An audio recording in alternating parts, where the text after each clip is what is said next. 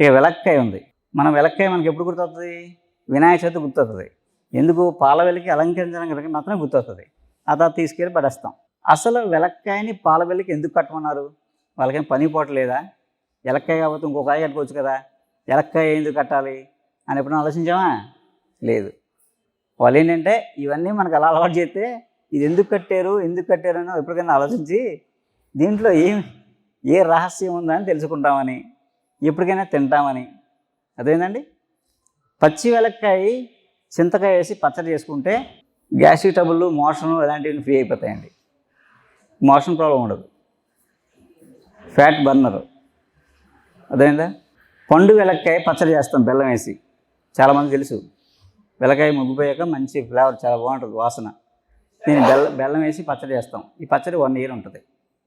బెల్లం వేసి చేసిన పచ్చడి 1 year ఉంటుంది. ఇది మజ్జిగన్నంలో తినేవారు, అవునండి. ఇంకా ఏమైనా రొట్టెలు, మనం మధ్యాహ్నం పూట పెసరొట్టి, దెబ్బ రొట్టెలు చేసుకునేవాళ్ళం. ఆ రొట్టెలు నంచుకునేవారు కొంతమంది. ఏదేమైనప్పటికీ ఆ పచ్చడి ఎందుకు తినేవారంటే, ఈ వెలక్కాయ పచ్చడి తింటే మీకు హార్ట్ బ్లాక్స్ ఉండవు, లివర్ ఫెయిల్యూర్స్ ఉండవు, కిడ్నీ ప్రాబ్లమ్స్ ఉండవు. వాటికి రక్షణ. జబ్బులున్నా తొందరగా తగ్గుతాయి, లేకపోతే రాకుండా ఉంటాయి. అలాగని రోజు వెలక్కాయ పచ్చడి తినక్కర్లేదు. సీజన్లో కనీసం సంవత్సరానికి ఒకసారైనా తింటే చాలు. జన్మానికి ఒక శివరాత్రిని కనీసం సంవత్సరానికి ఒకసారైనా తింటే వెలక్కాయని ఏదో రూపంలో మన శరీరాన్ని సంవత్సరానికి సరిపడే ఆరోగ్యాన్ని కాపాడుతాం. చాలా టేస్ట్ బాగుంటుంది, రుచిగా ఉంటుంది. ఉట్టి పళ్ళు తినేస్తారు పిల్లలు, ఆ ట్రైబ్స్. ఇదేంటండి? ఇది కంద. ఈ కంద దుంప వాళ్ళ దగ్గర దుంపల్లో లాస్ట్ దుంప ఇది, అంటే చిన్న దుంప అనమాట. మేము మొయ్యలేకి పట్టుకొచ్చాం, మాకు లగేజ్ ఎక్కిపోదని. అందులో ఏది చిన్నది ఎదురా అనేది ఇది వచ్చింది అనమాట. ఇది చిన్న దుంప, దీనికన్నా పెద్ద పెద్దవి ఉంటాయి. కంద కూర తింటే, కంద కూర కరెక్ట్గా వండి తింటే పైల్స్ కంప్లైంట్ రాదు.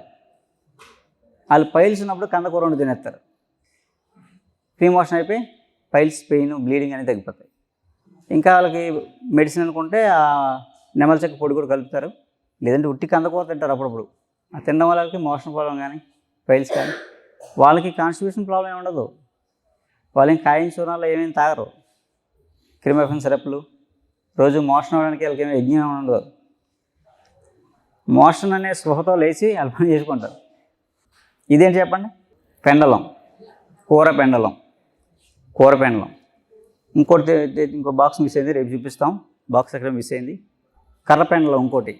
కర్ర పెండలం, కూర పెండలం, కంద, శామ, గుమ్మడి. కార్తీక మాసంలో కంద వస్తుంది.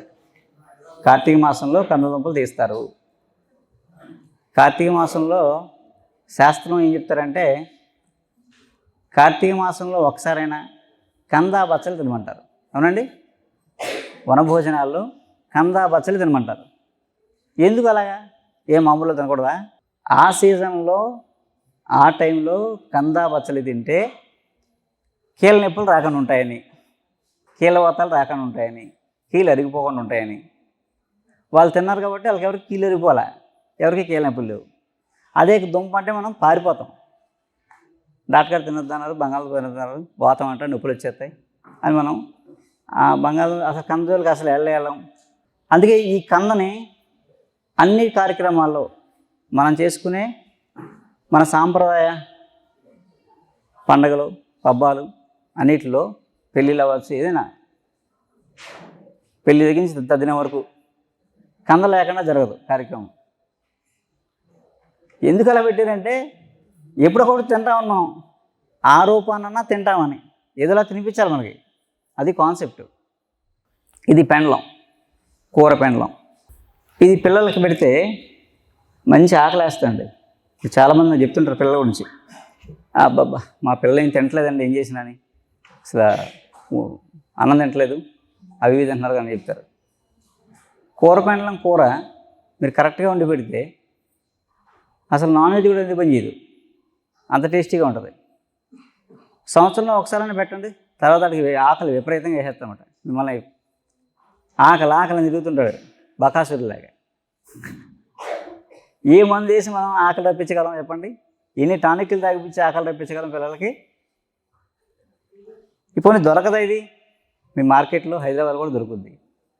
ఏమి పెద్దగా ఎరువులు పురుగులు వేయరు, ఎందుకంటే ఇవి అంతా పెరుగుతాయి.